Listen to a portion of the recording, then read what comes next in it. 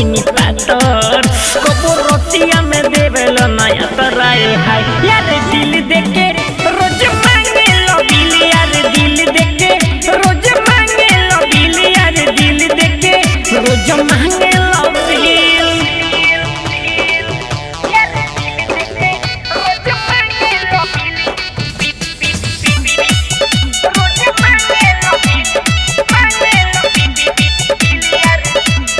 दर्द होता कमरिया में सुतेला लेके पजरिया में जोश में होश तू खो जाइब डालेला हाथ खाली हरिया में दर्द होता कमरिया में सुतेला लेके पजरिया में जोश में होश तू खो जाइब डालेला हाथ खाली हरिया में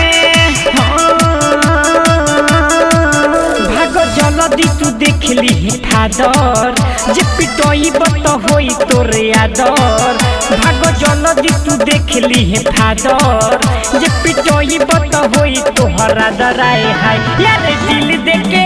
रोज मांगे लो बिल यार दिल देके रोज मांगे लो बिल यार दिल देके रोज मांगे लो बिल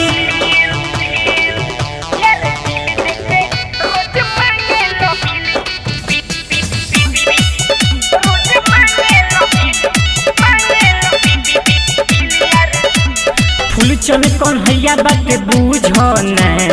ऐसे तू हमारा से जूझन चुएला पानी लहंगा से बाड़ो बेचैन खाली मुहेला नौनीत गुडू बात बुझन ऐसे तू हमारा से जूझन चुएला पानी लहंगा से बाड़ो बेचैन खाली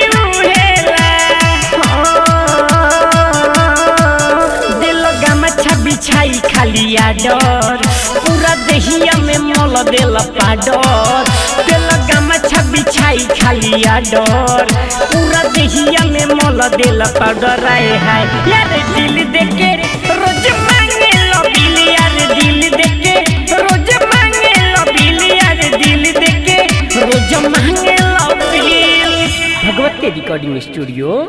सुपौल बाजार जेके कॉलेज के सामने।